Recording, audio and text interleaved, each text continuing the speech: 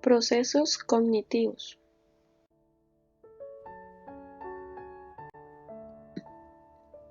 Cognición es la capacidad de algunos seres vivos de obtener información de su entorno y a partir de su procesamiento por parte del cerebro de interpretarla y darle un significado.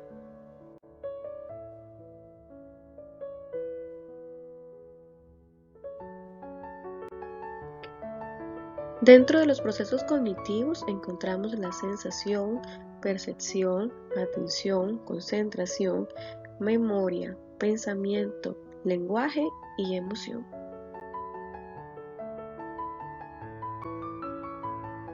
La sensación es la impresión que produce una cosa por medio de los sentidos, es decir, es la respuesta inmediata que dan los órganos sensoriales ante la recepción de un estímulo.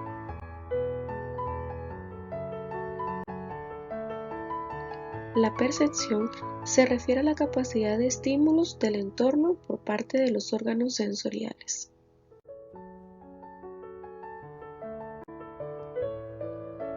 La atención es un proceso cognitivo que permite centrarse de manera selectiva en un estímulo o varios del entorno sin tener en cuenta el resto.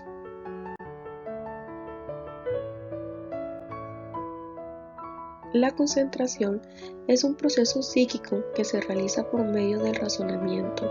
Consiste en centrar voluntariamente toda la atención de la mente sobre un objetivo, objeto o actividad que se esté realizando o pensando en realizar en ese momento, dejando de lado toda la serie de hechos u otros objetos que puedan ser capaces de interferir en su consecución o en su atención.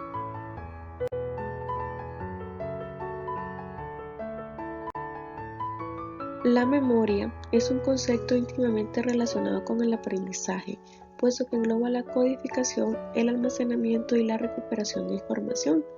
De esta memoria puede haber a corto plazo, que hace referencia a todo el sistema cognitivo encargado de procesar los estímulos por un breve lapso de tiempo, o de largo plazo, que es la parte cognitiva encargada de procesar información y almacenarla de forma prolongada en el tiempo.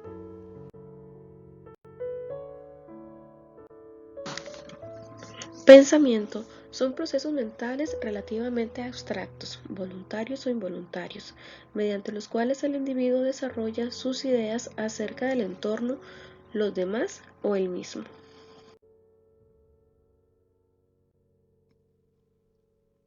Tipos de pensamientos.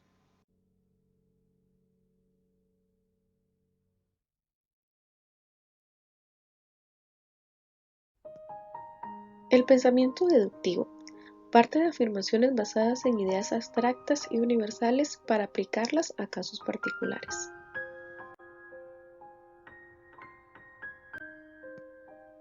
El pensamiento inductivo. Este tipo de pensamiento no parte de afirmaciones generales, sino que se basa en casos particulares y a partir de ellos genera ideas generales.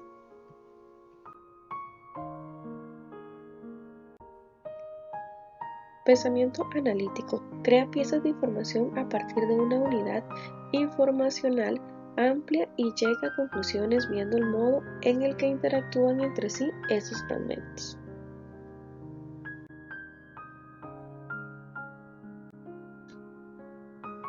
Pensamiento lateral o creativo.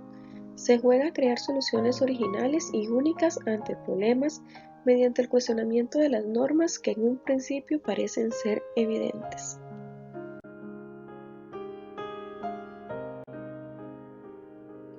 Pensamiento suave.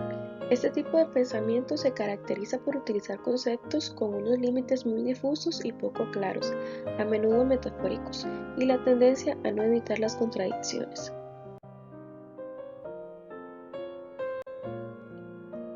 Pensamiento duro.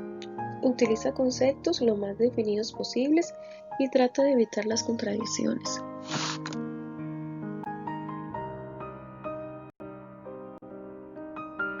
El pensamiento divergente. Se establece una división entre dos o más aspectos de una idea y se explora las posibilidades de mantener esta partición.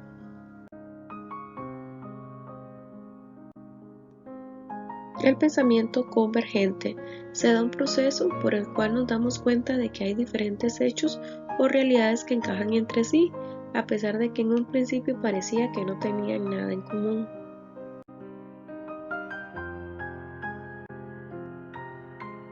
El pensamiento mágico confiere intenciones o elementos que no cuentan con voluntad ni conciencia propias, y menos aún capacidad para actuar siguiendo planes.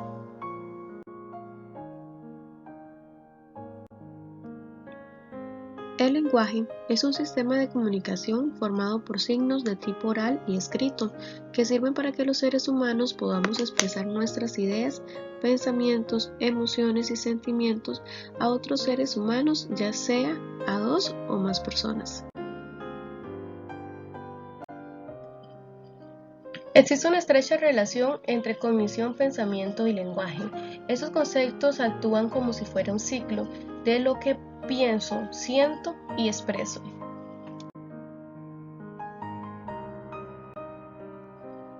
La inteligencia es la capacidad o facultad de entender, razonar, saber, aprender y de resolver problemas. En este sentido, se asemeja a conceptos como entendimiento o intelecto. Es la capacidad cognitiva y el conjunto de funciones cognitivas como la memoria, la asociación y la razón.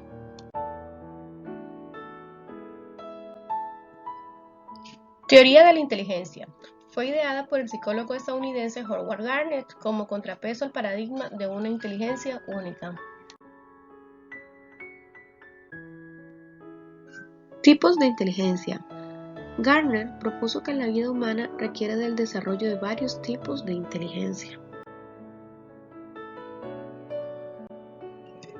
Inteligencia lingüística. La capacidad de dominar el lenguaje y poder comunicarlos con los demás es transversal a todas las culturas. Desde pequeños aprendemos a usar el idioma materno para podernos comunicar de manera eficaz. La inteligencia lingüística no solo hace referencia a la habilidad para la comunicación oral, sino a otras formas de comunicarse como la escritura, la gestualidad y entre otros. Quienes mejor dominan esta capacidad de comunicar tienen una inteligencia lingüística superior. Profesiones en las cuales se destaca este tipo de inteligencia podrían ser los políticos, los escritores, poetas, periodistas, actores, entre otros.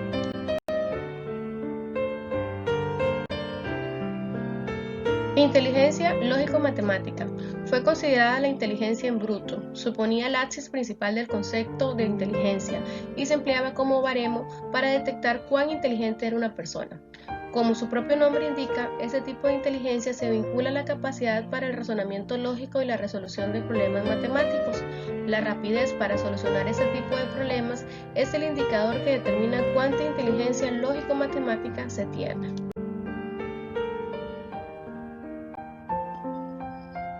Inteligencia espacial, también conocida como inteligencia visual espacial, es la habilidad que nos permite observar el mundo y los objetos desde diferentes perspectivas. En esta inteligencia destacan los ajedrecistas y los profesionales de las artes visuales, así como los taxistas que deben poseer un exquisito mapa mental de las ciudades por las que transitan.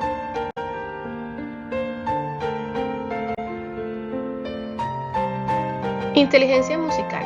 La música es un arte universal.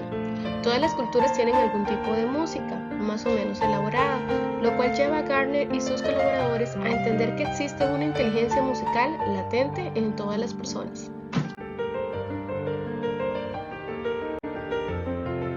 Inteligencia corporal y sinestésica. Las habilidades corporales y motrices que se requieren para manejar herramientas o para expresar ciertas emociones representan un aspecto esencial en el desarrollo de todas las culturas de la historia. Inteligencia intrapersonal. Se refiere a aquella inteligencia que nos faculta para comprender y controlar el ámbito interno de uno mismo, en lo que se refiere a la regulación de las emociones y del foco atencional.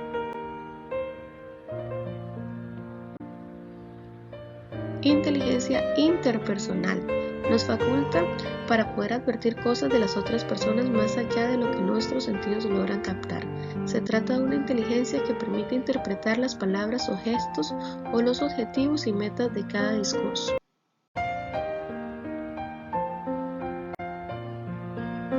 La inteligencia naturalista permite detectar diferenciar y categorizar los aspectos vinculados al entorno, como por ejemplo las especies animales y vegetales o fenómenos relacionados con el clima, la geografía o los fenómenos de la naturaleza.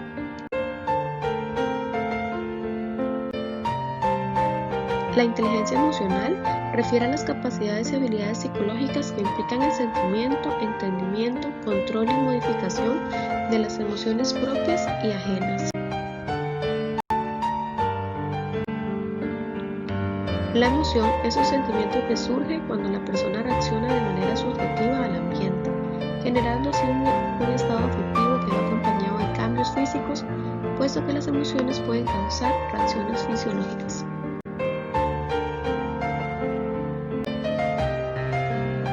Emociones primarias son aquellas que aparecen con gran rapidez, se originan en la amígdala y son innatas.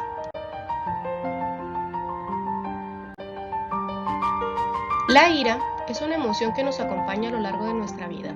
No en vano, la ira siempre está presente en situaciones de conflicto, ya sean con otros o con nosotros mismos, y puede oscilar desde una leve irritación hasta el más profundo de los odios.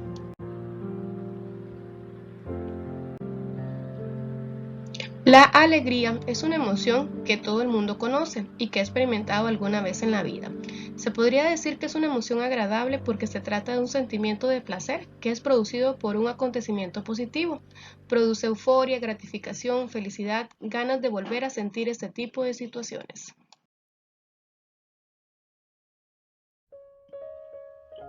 La tristeza es la emoción que activa el proceso psicológico que nos permite superar pérdidas, desilusiones o fracasos. Nos permite establecer distancia con las situaciones dolorosas para impulsar la interiorización y cicatrización del dolor generado por ellas. Asimismo, el sentir tristeza nos ayuda a empatizar con la tristeza de los otros y así crear redes de apoyo y consuelo.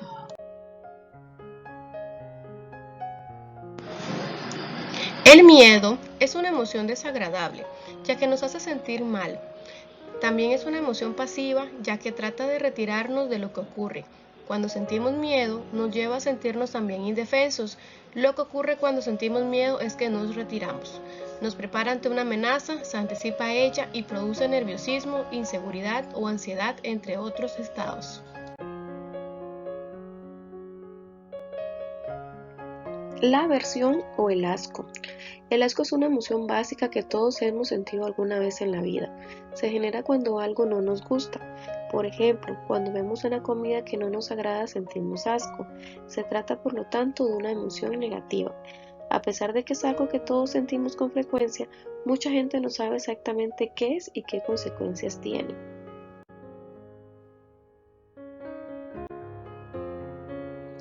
La sorpresa es sin duda la emoción más singular de todas. La podemos definir como algo imprevisto o novedoso y cuya principal consecuencia es desviar toda nuestra atención hacia eso. La sorpresa se clasifica como una emoción neutra, pues la sorpresa en sí nunca es negativa ni positiva. Lo que es negativo y positivo son los actos y emociones que ocurren inmediatamente después. La sorpresa apenas dura unos segundos, ya que se convierte rápidamente en otra emoción según la naturaleza del evento sorpresivo. Evolutivamente, la sorpresa ha permitido a nuestros ancestros afrontar de manera bastante eficaz los cambios inesperados en el medio, desviando todos nuestros recursos hacia ese cambio para poder afrontarlo con éxito.